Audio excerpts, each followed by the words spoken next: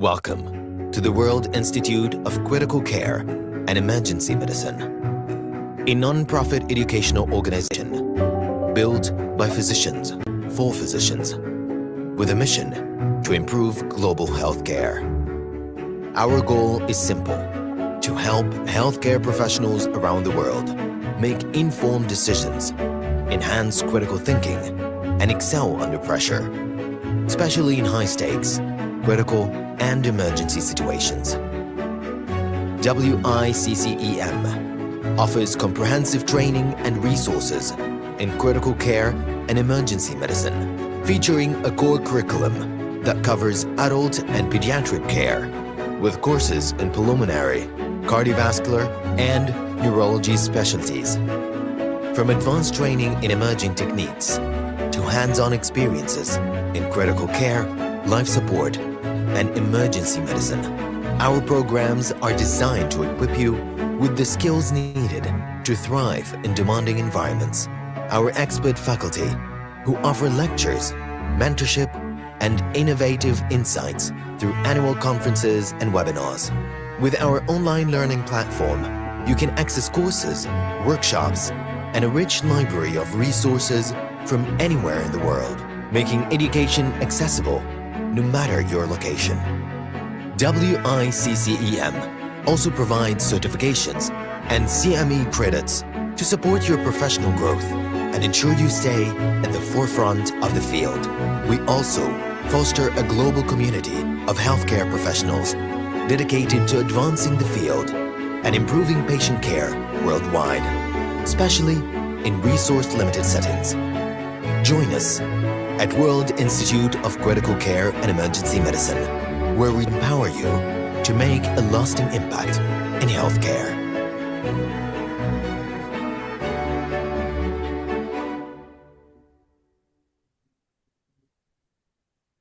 Hello, everyone, and welcome to our Neurocritical Care webinar. This webinar is very special to us because we have our very well-known guest speaker, who is one of the founders of the neurocritical care field. And today, he is going to talk to us about the up-to-date information, the recent research and publication in the neurocritical care field. Dr. Claude Hamphill is a professor and director of neurocritical care at San Francisco General Hospital in California, very well known. And also we have very special moderators and panelists today. We have Dr. Walid Jassim, who is the organizer of this webinar, who is a senior consultant at Sheikh Khalifa Medical City in United Arab Emirates. We have Dr. Muhammad Al-Amri. He is a consultant pulmonologist and critical care physician. He is the chief of the critical care department of Sheikh Khalifa Medical City, United Arab Emirates. Here is our agenda. And also we have Dr. Yusuf Al-Abrash, who is going to help to answer the question and to moderate the discussion. So without further ado, I'm going to let Dr. Muhammad to introduce our guest speaker, Dr. Claude.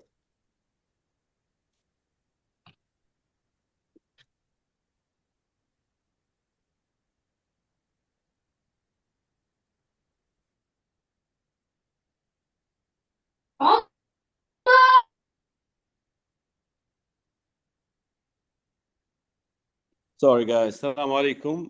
Thank you so much, Dr. Amr. My name is Dr. Muhammad Al-Amri. I'm an intensivist and a pulmonologist and the division chief of adult critical care service, Sheikh Khalifa Medical City in Abu Dhabi. Excited to be a part of this excellent program on behalf of the Abu Dhabi ICU Club, which has almost 102, I think, intensivists in the city of Abu Dhabi.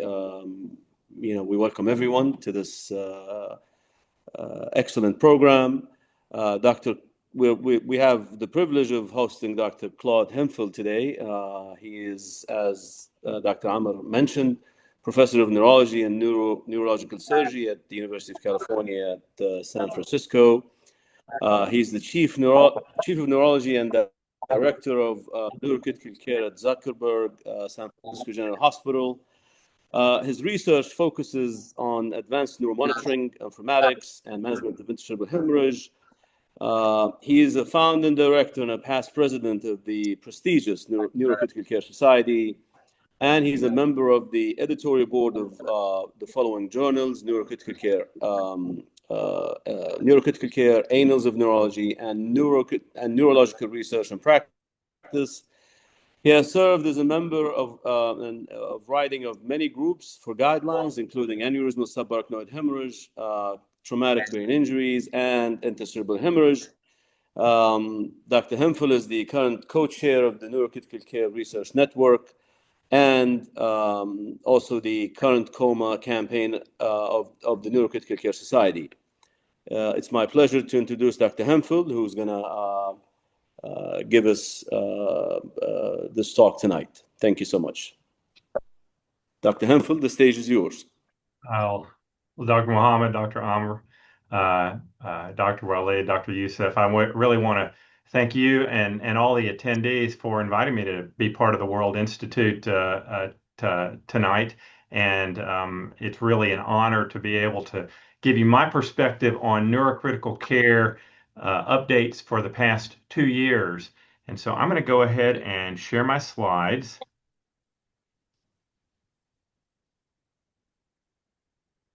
And make sure that folks can see those slides okay? Great. Yes, sir. Yeah, looks very good. Thank you. Great.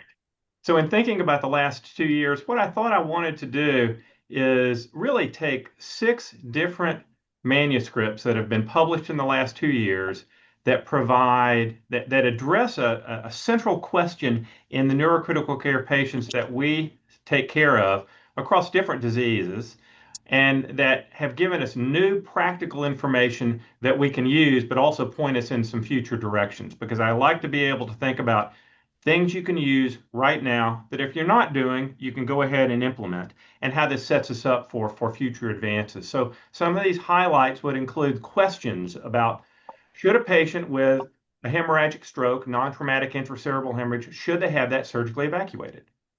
Can we prevent ventilator-associated pneumonia specifically in our neurocritical care patients?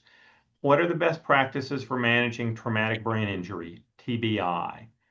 What's the optimal blood pressure in a patient who has had a mechanical thrombectomy for acute ischemic stroke? They end up in our ICUs, in our stroke units.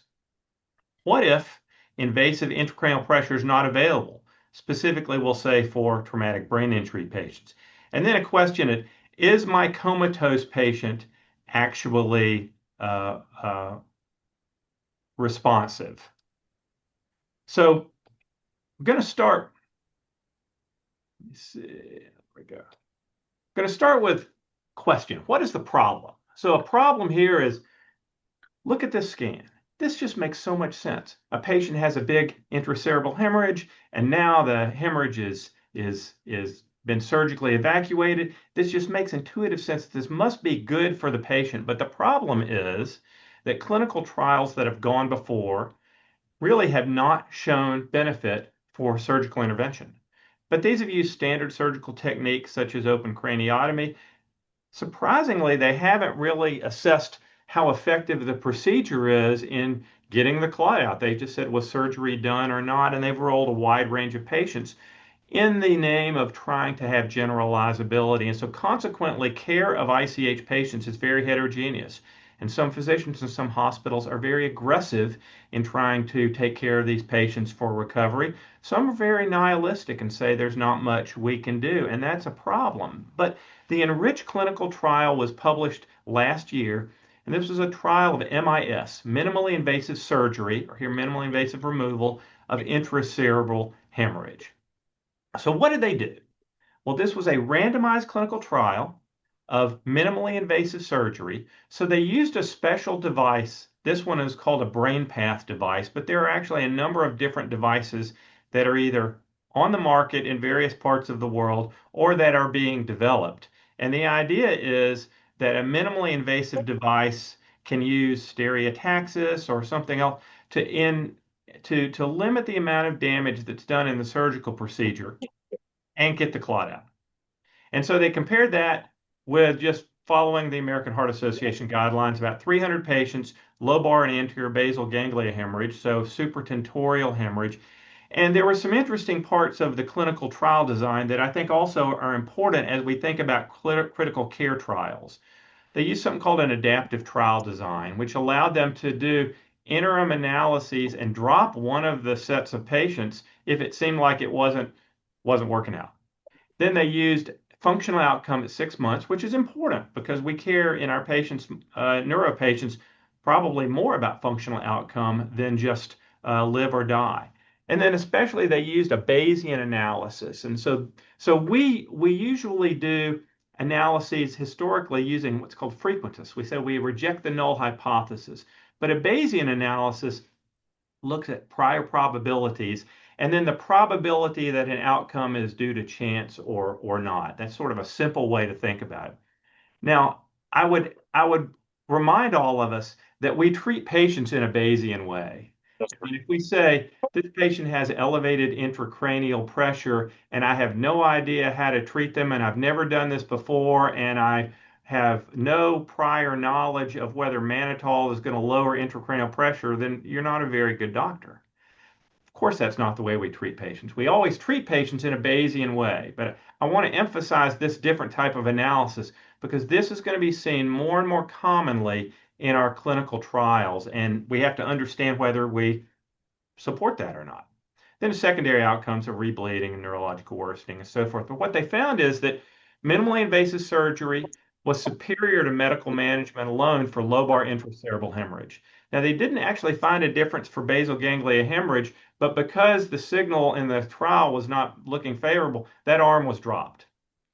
So up here, you see this graph, and this is what a Bayesian analysis looks like. You could see what they found. The purple is both sets of patients. So technically, both sets of patients had probably an effect if you said we're going to look at all patients. But really, the effect was driven by the lobar patients. You see that in the green, and there was really no effect with the anterior basal ganglia in the red. Now, importantly, most patients had most of the hematoma evacuated, 73% with less than 15 milliliters. Surgery was shorter ICU and hospital length of stay, not a lot of postoperative bleeding, and a lot of the patients who did not get surgery initially ended up having to have kind of salvage surgery. Now, there are limitations here. It required a single type of device in this trial, and you can't really determine the effect in basal ganglia hemorrhage, which is a particularly common location. And they didn't use advanced imaging to determine integrity of brain networks. I'll show you what I mean by that.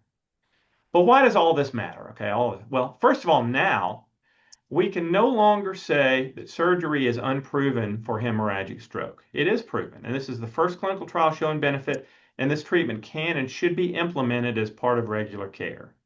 The future, though, is to determine what matters surgically. Is it the device that's used or the technique? Is it the surgeon or both?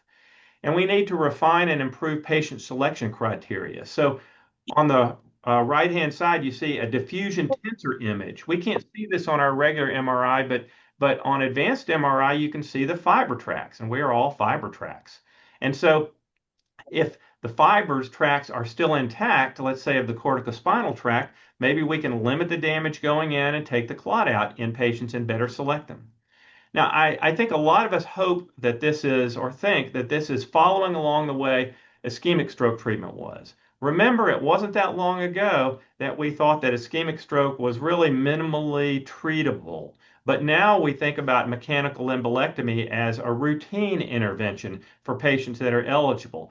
But that's because of major advances in patient selection, devices, improved recanalization rate, and proceduralists that are trained in it. So hopefully ICH intervention will follow this path. But that's the first thing. So what you can do now, implement surgery for lobar hemorrhage. And this is part of something called Code ICH, which is emphasizing that intensivists and really are all the coordinating body for this in terms of the care of patients who come in with acute stroke, especially acute ICH. So bringing together intensivists, emergency physicians, neurospecialists if needed, for protocols for evaluating and treating these patients with imaging, neurosurgery consultation, blood pressure control, anticoagulation reversal, and so forth. So what's the next problem? Well, one of the problems we face a lot in neurocritical care is how common it is for our very sick patients with traumatic brain injury and stroke to have pneumonia and to develop ventilator-associated pneumonia. Now, these may occur from aspiration at the time of injury because the level of consciousness is declined. But we really recognize now that there's an exaggerated inflammatory response in acute brain injury. So our patients that come in, and I think we've probably all seen this, it might be as high as 30% in different case series. We've all seen this. And we all kind of take it as kind of a routine. It's like our patients with stroke and traumatic brain injury who get intubated and brought in the ICU are at high risk for pneumonia, probably higher risk than many of our other patients. And the current approach, they're sort of proactive, meaning say we're going to intubate them for airway protection. And this may protect their airway against aspiration, but it creates a risk of ventilator-associated pneumonia as well. Or reactive, we're going to wait and treat when diagnosed. So the ProfiVAP study was a randomized clinical trial organized in France in which they looked at ceftriaxone to prevent early ventilator-associated pneumonia, published last year in Lancet Respiratory Medicine. So what did they do? They took patients who were with traumatic brain injury or severe stroke, Glasgow Coma scale 12 or less. So these were generally patients with decreased level of consciousness, and they needed to be intubated. So they needed to be intubated as part of regular care. So they randomized them to a single dose of ceftriaxone within 12 hours of intubation or placebo, with the primary outcome ventilator-associated pneumonia within the first week of mechanical ventilation. And what did they find? Well, they found a dramatic reduction in the ventilator-associated pneumonia rate, like half, 14% versus 32%. And this figure on the right-hand side shows that during that first week, the curve started to separate very early on. This effect was seen very early on. And if you look at the first month of hospitalization for patients, obviously everybody wasn't in the hospital that long, but for the curve stayed separated and they even became more separated. So this was a early effect and a durable effect. And there was no increase in adverse events with ceftriaxone like C. diff and so forth. It's interesting, they also showed lower mortality and improved functional outcome in the stroke and TBI patients who got ceftriaxone. Now, I'd say the limitations of this study were they didn't really assess the compliance with other measures for ventilator-associated pneumonia prevention. They didn't measure other things like intestinal microbiome. And I just feel like when I read this, I said, the VAP prevention, that's good enough for me. But improved functional outcome just sounds too good to be true, because an effect size like that is huge for traumatic brain injury or stroke or so forth. But why does this matter? Well, it matters now is that at least we have this clinical trial showing that administering a single dose of ceftriaxone at the time of intubation in acutely brain injured patients is a reasonable thing to do. We've started doing this at our hospital. We're tracking our compliance and we're tracking our pneumonia occurrence as well as any potential complications. But we've started doing this routinely. We think this is a good thing to at least trial in our hospital, try out. I think the future is this does need to be confirmed in another study. And I'm going to say, as I step back, I think maybe the results are not too good to be true. There's a lot of interest in the inflammatory response in acute brain injuries. And there's this intriguing intersection with the intestinal microbiome research and modulation of this inflammatory response. So that's for the future. But for now, I think it's reasonable to go ahead and be administering ceftriaxone at the time of intubation for these patients. So what's another problem we have? Well, traumatic brain injury, and we know this that traumatic brain injury is really a critical care disease. And I know that I may have some neurosurgeons who are on the call, and they might say, well, it's a neurosurgical disease. And I'd say, yes, it is a neurosurgical disease. And I may have emergency medicine physicians who say, it's really an emergency medicine disease because it's a disease that we all care for in a multidisciplinary context. And it really does center a lot around the critical care unit. There have been a number of clinical trials for TBI, and the results really have been limited with regard to positive results for specific interventions. And this is restricted recommendations regarding evidence-based guidelines. Many of us look to the Brain Trauma Foundation guidelines or other national guidelines.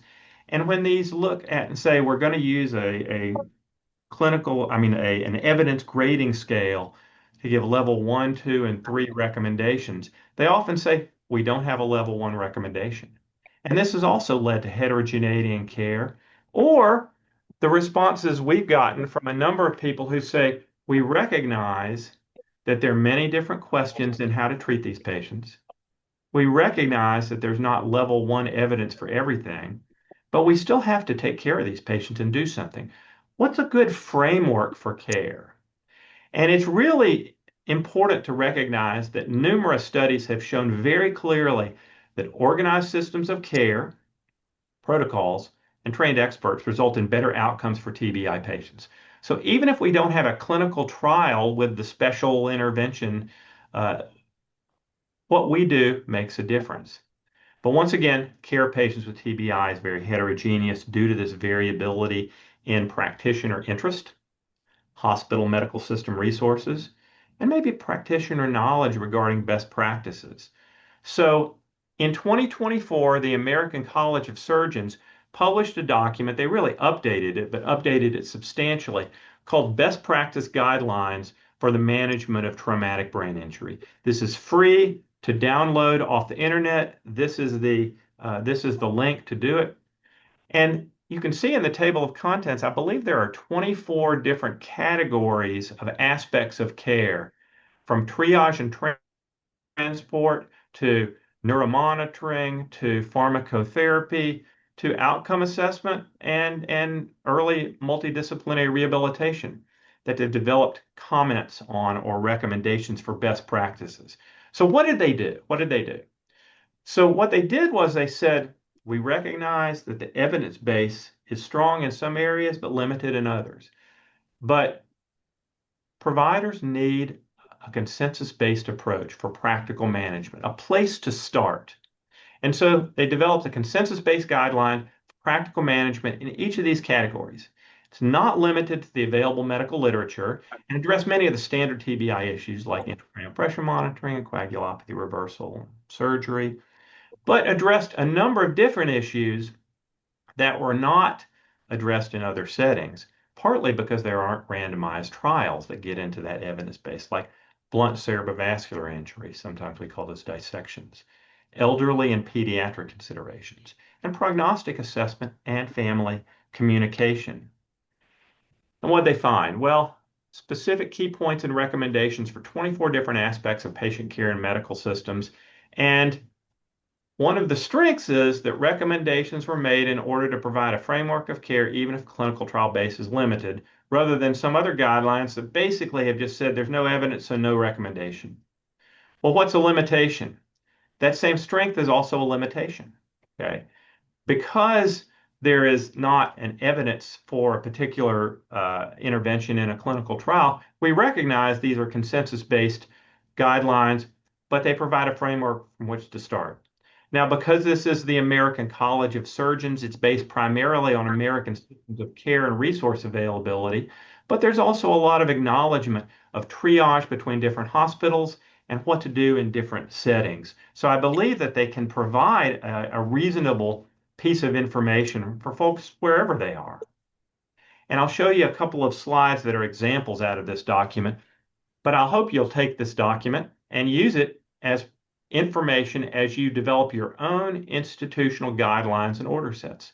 So one of the things they said, we're just going to put a list of goals of directed care. Ideally, these would be the parameters where we want. We want the pulse ox greater than 84%. We want the PaO2 80 to 100. We want glucose 100 to 180, platelets greater than 75,000, and so forth. If you're doing ICP monitoring, here's your target. If you're doing brain tissue oxygen, PbTO2, here is the target. So various things that provide at least a baseline consensus. And that each of these aspects provided a narrative that kind of explain what they're thinking with some references, but they also provide key points. So here in prognostic assessment and family communication, one of the key points is it's hard to predict early. People may recover over time. Each trauma center should have a brain death policy derived from accepted standards in alignment with the local laws and policies. Provide aggressive treatment early. Regarding rehabilitation, consider early multidisciplinary rehabilitation. Include providers from different specialties. Recognize that patients who, even though they have a, quote, mild traumatic brain injury, GCS 13 to 15, may have rehabilitation needs. So why does all this matter? Why does this matter? It matters because this American College of Surgeons best practices guideline provides a framework for care for any medical provider or hospital taking care of TBI patients in a hospital setting and can be used to help develop a standardized order set and protocols at a hospital within the context of local resources and culture.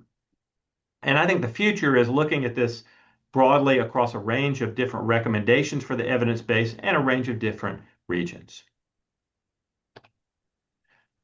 So what's another problem we face? Well, a lot of us take care of patients who have had a mechanical embolectomy for acute ischemic stroke. Some places have these patients in a stroke unit, some places have these patients in an intensive care unit, but regardless, a decision has to be made about where the blood pressure should be afterwards. And there's been a lot of concern. And the concern is if it's too high, the brain's going to hemorrhage after the clot is taken out and the blood flow is restored. If it's too low, there's going to be worsened ischemia. And then the other considerations, does the amount of recanalization, TICI is called thrombolysis in cerebral ischemia, and a TICI 3 means the vessel is wide open again, and TICI 2A means it's incompletely recanalized. Or a patient's pre-stroke blood pressure, do these matter? So this meta-analysis was published recently in this year, looking at different clinical trials that have assessed blood pressure targets after mechanical thrombectomy. And so what did they do? Well, they did a meta-analysis of the 4 randomized clinical trials of intensive versus conservative systolic blood pressure targets. Now, recognizing that these trials were a little bit different. The most common comparison was less than 140 millimeters mercury systolic blood pressure as a target, so active lowering, intensive, versus 140 to 180 as a target. So I don't think any of them allowed the blood pressure to just go extremely high, and that was called the conservative arm. But different trials had a little different arms, some all the way down below 120, some had tiered approaches across different blood pressures. 3 of them were for 24 hours, 1 for 72 hours. But it was 1,500 patients, and they're all completed in the last 5 years. So there's pretty recent data, and they use functional independence as the measure of success. And then they looked at other things like mortality, quality of life, and whether there were hemorrhages. What do they find? Well, both of these are the results graphs. And I think if you, first of all, just take your eye to the line where it says favors conservative, favors intensive, what you see is that the individual trials, but especially the meta-analysis, either is no different or leans towards the conservative side. So that aggressive blood pressure lowering was not associated with better modified Rankin scale, and that's a clinical outcome scale that's function. 0 to 2 means someone is at least back to walking and taking care of their activity of daily living in some significant fashion, even if they have some degree of disability. The EQ5D 3L is a quality of life measure based on patients and families' outcome. mortality, and then SITCH is hemorrhage into the brain, symptomatic intracranial hemorrhage. And so basically, all of these favor the conservative approach, at least not going below 140. And so, yeah, there were limitations. These trials had different blood pressure targets. They didn't individualize therapy based on recanalization or baseline blood pressure. But why does this matter? Well, as of right now, and this is what I'm doing in my hospital. The target systolic blood pressure after mechanical embolectomy should probably be 140 to 180 for the first 24 hours. More aggressive blood pressure lowering is probably not justified. It doesn't seem to help. It doesn't seem to reduce hemorrhage, and it certainly seems to possibly worsen outcome, probably because we're harming the ischemic brain. Now, the future is we do need clinical trials of individualized blood pressure targets based on recanalization and baseline blood pressure. But for now, this information is something we can use in our ICUs right now when we take care of these patients. So what's another problem? Well, one problem is that invasive ICP monitoring is the gold standard, at least for traumatic brain injury and our other conditions, when we want to know about ICP, but it's not always available throughout the world, depending on resources and practitioner. And some patients have contraindications to ICP monitoring, like coagulopathy. So protocols have been developed for managing traumatic brain injury without invasive ICP monitoring. These have largely been developed from South America, where the Best Trip clinical trial was done, published almost 15 years ago now. And Best Trip was a trial of ICP monitoring in TBI and treating elevated ICP as a number versus imaging and clinical exam. That was called ICE therapy, but it wasn't ICE like frozen water, it's ICE like imaging and clinical exam as this. And so subsequent to that, because Best Trip showed really no difference between those two groups in those particular settings, they developed what's called Crevice, which is basically on top of that protocol. Bootstrap is another similar one. And these non-invasive methods exist, but their utility is not clarified. And probably the most common one, or the one that may be most robust, at least in my opinion, is measuring the optic nerve sheath diameter. But transcranial Doppler ultrasound or quantitative pupillometry or this Brain for Care compliance measure may give us some additional information as well. So this year, a consensus conference was published called Be Iconic. And Be Iconic was basically recommendations and management algorithms for ICP monitoring when invasive systems are not available. Limited to traumatic brain injury patients in this particular case. One wonders whether it applies more broadly. So what did they do in the Be Iconic? Well, again, it's a consensus panel because there's not a lot of randomized trials showing using these methods versus invasive ICP monitoring. But the consensus panel from different parts of the world used a Delphi decision-making method to make recommendations about the use of these NICP, non-invasive ICP methods for guiding TBI care. And they provided some criteria for abnormalities of NICP methods that would raise the concern for elevated intracranial pressure and even develop some algorithms for escalating or de-escalating care using non-invasive ICP with or without CAT scan brain imaging. And what did they find? Well, they made 34 different recommendations. So the paper itself is kind of dense. There's a lot in it. And many of these recommendations were strong recommendations with very low to no evidence. But there are several things that come out that are really important to be aware of and that help us use things now and think about the future. The first thing they said is if invasive ICP monitoring is available, it is always preferred over non-invasive ICP. So this is not a replacement for, it is to use if not available currently.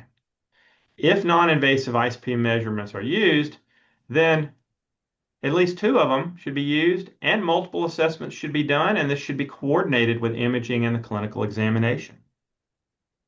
And the limitation is there's very little data on using non-invasive ICP as a treatment approach. But the different things I mentioned, optic nerve sheath ultrasound, pulsatility index on transcranial Doppler ultrasound, both the absolute optic nerve sheath diameter as well as an increase of optic nerve sheath diameter, and then pupillometry values. And just for those of you who haven't seen this, I showed here, this is an ultrasound of an optic nerve sheath assessment. This is actually pretty easy to do. And given POCUS, given the point of care ultrasound that many of us, probably most of us, are using routinely in critical care, this is at your disposal. And so what you basically do is you put this on the eye. I usually put a Tegaderm over the eye, then gel, use a probe, and then get to this point. The arrows don't come with the with the image on ultrasound, obviously. So you find this optic nerve sheath, then you freeze the image, and you go 3 millimeters back, and you go to the extent of the optic nerve sheath diameter. And if it's greater than 5, and certainly greater than 6, that is suggestive of elevated ICP. Excuse me. And in this B-iconic protocol, they developed this algorithm saying suspicion of IH, intracranial hypertension. No, observe and reevaluate. Yes, tier 0, they've got tiers of simple things like sedation and so forth. Neurologic examination, abnormal. And they take you down this and see where the non-invasive ICP measurements would be assessed. Why does this matter? Well, it matters now because ICP is an important parameter and we need to take it into consideration, certainly in TBI patients, probably in intracerebral hemorrhage patients, aneurysmal subarachnoid hemorrhage patients, and others. Non-invasive tools to measure ICP are of great interest and being developed in studies, and we really should learn how to use them. And at least optic nerve sheath diameter ultrasound really ought to be part of, if you can do lung ultrasound, you should be able to do ONSD ultrasound. You should be able to be taught or teach yourself. They are an option when invasive ICP monitoring cannot be done, but not a replacement. And I think the future is development of multiple different methods to measure cerebral physiology, whether it's ICP, brain oxygen, cerebral blood flow, and so forth. So what's the last problem I'm going to bring up here? Well, the problem is that, we take care of in neurocritical care many patients in the ICU who are comatose or have disordered of consciousness. And we use the neurologic examination as our primary means of assessing whether a patient is responsive. Did they follow commands or not? This requires a patient to execute a motor response to a stimulus. I ask the patient to follow a command, show me 2 fingers. And so that patient has to hear that, process that, and their motor system has to be working such that they can execute that and do that. Or I pinch them on the shoulder and I look to see if they localize or reach up their arm to that shoulder. And that means that they have to feel that stimulus, register that as a noxious stimulus, then prepare a motor movement that then goes towards that stimulus. So that turns out to be pretty complicated, and it requires input on our end for the stimulus, and it requires output on the patient's motor system. And we use this to both prognosticate outcome and to decide whether a patient should be treated aggressively or not, admit to the ICU or do surgical intervention or monitoring or so forth. But several studies have shown that some so-called unresponsive patients, unresponsive meaning they're not following those commands, have purposeful brain responses to command when we do advanced imaging like functional MRI or advanced electrophysiology, machine learning EEG. And this is a term called cognitive motor dissociation, CMD. And every intensivist needs to know about this. because patients with CMD are 3 times more likely to recover to independence than those without. So what am I talking about here? Well, this actually turns out to have been around for a while, and here's one of the early papers from 2010, and this looks at functional MRI. And what this basically shows is that here on the left is we know that the way functional MRI works simply is this is task-based functional MRI. We ask the patient to do a task. And in the normal state, part of our brain that is understanding that or preparing to do that or trying to do that task then it gets increased blood flow. And so on fMRI, it lights up. It lights up. Well, in this particular situation, here's where it lights up in healthy controls. And in this paper, these were patients who were not responsive to command, but the brain lights up in the same areas as in healthy controls, but doesn't light up at other times. And the same thing was found in a different approach with machine learning EEG when tasks were asked. So this paper came out last year looking at cognitive motor dissociation disorders of consciousness. So what did they do? Well, it turns out to be a pretty big study because this is a very challenging thing to do with all of these different imaging techniques. Multi-center study, 6 centers, over 350 patients who had this standard clinical scale called the Coma Recovery Scale Revised Assessment, and they weren't following commands, or they were following commands, 2 different groups. And then they did imaging with functional MRI or EEG. Now, some of these patients were looked at early on, like 0.6 months, within 2 weeks of injury, not day of, but in 2 weeks. Some of them were looked at a year or more afterwards. So there's a range and different diseases as well. But they assessed how many patients had the brain light up in areas that would be expected in normal controls, and how many of the patients who didn't follow commands kind of had their brain light up to command. So here's what they found. They found that 25% of the patients who were unresponsive on clinical exam responded purposefully on functional MRI or EEG. And this is a really, really big deal.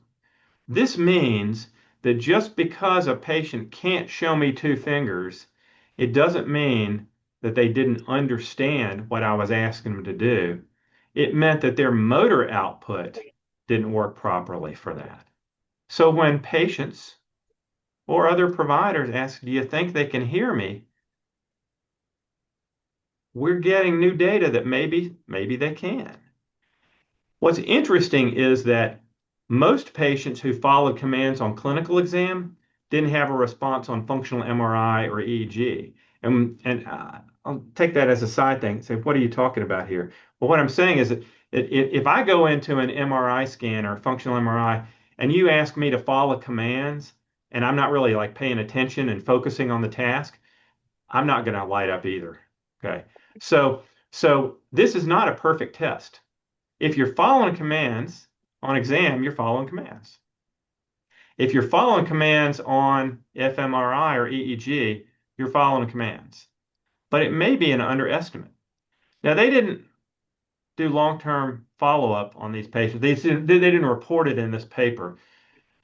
Not all patients were recruited from an ICU setting, which may be a limitation from our standpoint as ICU providers. There are other studies that are smaller that have done that. But for folks working in the recovery rehabilitation setting, that's not such a limitation. And they didn't repeat imaging for patients that followed commands but didn't have imaging positive results. So they didn't look and see, if you just get them attentive, do they actually have a response? Okay, so what does all this mean? Well, one thing we need to be aware of is that CMD exists.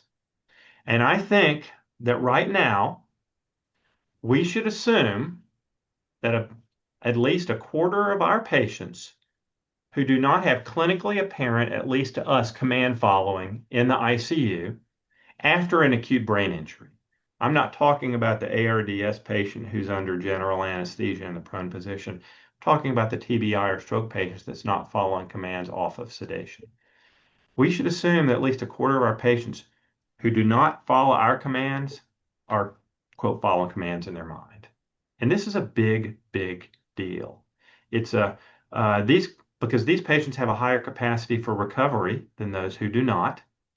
And also, it gets to this issue of treating patients humanely and acknowledging the uncertainty of prognostication, recognizing that we and these patients' families still have to make decisions about ongoing care. But this is a really important shift in thinking. It's changed the way I do rounds at the bedside in terms of ensuring that I and my provider team are not just talking over the patient. And I think the future of this is expanding development of these tools so they can be used in clinical care, not just research. I can't yet do this in my ICU because of the functional MRI and machine learning EEG techniques. But we're going to get there, just like we got there with CT and MRI and other things. Because these really are going to be tools to target treatments for recovery of consciousness, whether it's stimulants, like pharmacological stimulants, deep brain stimulation, transcranial magnetic stimulation, music therapy, whatever. So I think this is a really important thing for now, but also the future in how we think about the capacity of our patients with neurocritical care conditions to recover. And this concept has led to the development of the Cure in Coma campaign. And Dr. Mohammed mentioned that I'm the co-chair of this through the Neurocritical Care Society. And we developed this now 6 years ago, and it's an ongoing effort to focus the science of acute disorder of consciousness on identifying and testing therapeutic interventions and forming the community of providers, scientists, and advocates to test and implement these advances. If you take care of patients with these conditions, you're part of the Cure in Coma community. And so we have a number of different working groups and so forth that are working on different aspects. But one of the things we're particularly excited about is World Coma Day, which occurs every March 22nd. And it's an opportunity for education, advocacy, and outreach regarding disorders of consciousness and neurocritical care and awakening hope towards recovery. So that was a lot of stuff. And I think that you can see that there's a lot of activity going on in the field of neurocritical care. But each one of these demonstrates a new approach that we can implement in some fashion now, whether it's minimally invasive surgery for ICH, prophylactic antibiotics with intubation for acute brain injury, consensus-based guidelines for TBI management, use of non-invasive ICP tools, including getting trained, especially in optic nerve sheath diameter ultrasound, our systolic blood pressure after ischemic stroke embolectomy currently, and then the question, is my patient conscious? Cognitive motor dissociation is real, and it is common. We have to acknowledge that as we work with all of these towards the future. And I think it's important to think about this because even if you're not doing minimally invasive surgery yet, even if you're not doing functional MRI in your ICU, as I'm not, this helps me also take care of my patients now, but anticipate future advances because understanding and implementing these new approaches prepares hospitals, ICUs, and providers for the next set of advances. And that is what I have to say today. And I want to thank you very much for letting me be part of the session. And I'm happy to take any questions, comments, or disagreements.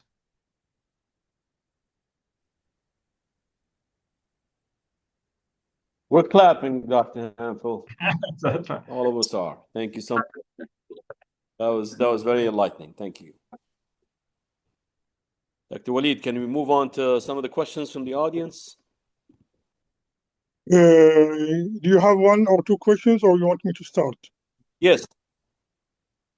I You can want to start start? with one.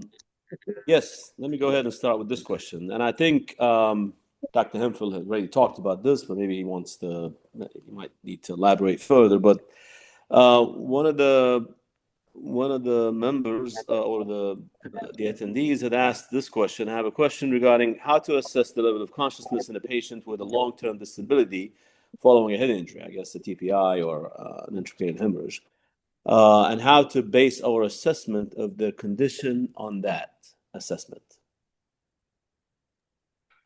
I think that's a really important and kind of a big, lengthy question. And so I'm going to focus the answer on something. First of all, one of the things that actually, let me see. I'm sorry about that. Let me see. I've got to get back. There we go. So there are standardized tools that are used for clinical assessment. And I mentioned the CRSR, which is the Coma Recovery Scale. And I encourage us to use these scales as a standard. They're not really, they're a little bit too much to use in the emergency department or early in the ICU. But for the long-term assessment, they're kind of the gold standard of assessment of to try to identify subtle signs of consciousness. Now, there's something called the CRSR FAST that has just been developed in the last couple of years. That's instead of taking maybe 40 minutes to do like the CRSR FAST probably takes about 10 minutes. And I think this is something that all of us could actually learn how to do and then do as a way to assess patients, especially during that period of time. Then the question opens up to what about other methods? These functional MRI or EEG or things such as that. And I think that there's actually a number of things that are being developed now. There are eye movement glasses where people are looking at subtle signs for this. There is interest in making EEG machine learning aspects of this task-based assessment simpler. And I think these are going to be coming around for a long time. I mean, coming around soon and will be evolving. So the short answer is learn how to do the CRSR FAST because it's preparing us for this. And the longer answer is be part of the Curing Coma campaign so we can all figure this out together.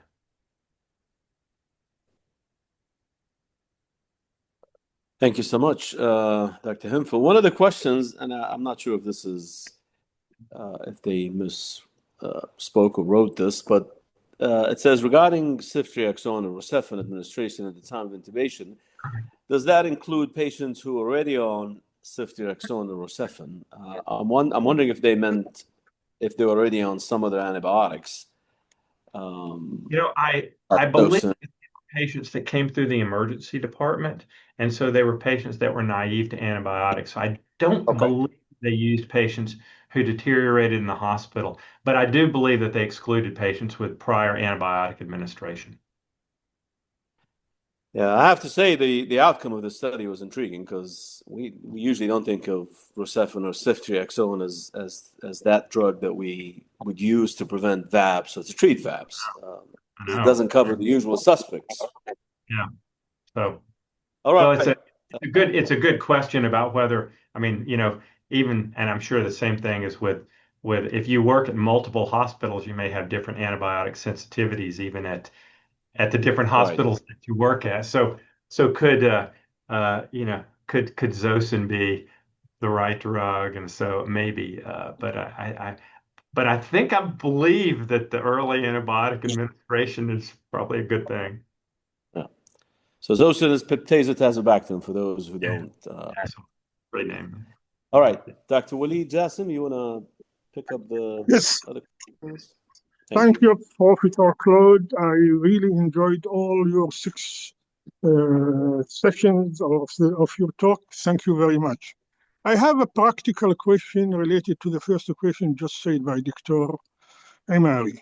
And this is very important. I know we have now 250 people following us. Most of them are general intensivists, and I think most of them will benefit from this question. So patient who came with stroke or with TBI, these are the 2 commonest reasons, or even post-cardiac arrest, the 3 commonest reasons of ICU admission in Neurocritical Care. They leave us and they go with the disturbed level of consciousness, whether it is a surgical ward, a rehabilitation ward, or medical ward. And in that ward, since you are expert in treating curing coma campaign, and you have done a lot of research in that world, they still have a circadian rhythm. So they leave us to the world with a GCS of 12. In the middle of the night, the GCS dropped to 9 or 8. And at least in the last 2 years, I have seen 15 CT done at the middle of the night because of circadian rhythm change in the patient who are already not normally conscious, disturbed level of consciousness. And on top of that, the circadian rhythm and the GCS drop to 9 or below 9. So I tried to find an answer for this question myself, and I didn't find. And I think if I don't find most of the people who are listening to me, they don't know the answer. So you are the expert, and you are the co-chair of the Curing Coma campaign. We need to know what is the literature saying about the circadian rhythm in people who are already disturbed level of consciousness, and how we can approach them. I tell you, in my last 6 months, at least 3 times I go, they call me at the middle of the night, and I see a patient GCS9. I say, just leave him to sleep. And all the three, they regain their baseline level of consciousness when left untouched. Just leave them, and after 3 hours, we assess them. We see them that they go back to their level of consciousness just before midnight. I want you really to explore this area and tell us what does the literature say, and tell us your experience, please. So I think you're bringing up a very important question that is a major gap, and so what's the role of sleep in patients with acute brain injury? And so I think the answer to answer your question simply is it's a major gap, and this is it's really not understood and not really studied very much at all. And looking at the EEG patterns of patients and so forth, and whether that would help guide us to saying just decrease the number of neurochecks, decrease the activities that are done in the middle of the night. So I don't know. One of the modules for our Curing Coma campaign is called Care the Coma Patient, and that is focused actually on the things that we can do now. And it's actually led by it was started by a nurse and led now by one of our rehabilitation therapists, because it's practical things like that. But I don't know the answer to that. It's a gap, and we need to figure that out. Thank you very much, Professor. So we have 3 minutes. I'd like to thank all people who attended this webinar on behalf of myself, on behalf of the speakers, on behalf of the panel, and on behalf of our professor, and also on behalf of Abu Dhabi ICU Club and World Institute of Critical Care and Emergency Medicine. I would like to sincerely thank Professor Claude Humphel, and we would like to see him again. He promised us with a second lecture in 3 months. We will announce that, and we'll let you know when it's done and what is the title for the next lecture. I really appreciate your effort and your knowledge, Professor, and I really thank you from the bottom of my heart. Thank you very much for all. Well, it's my pleasure. I also like to thank Habiba, who did a great job in administrative, and I'd like to thank my colleagues in the panel. Thank you. Thank you so much. Sure. Thank you. Thank you, everyone. Thank you. You all have a great day. Thank you. Thank you very much.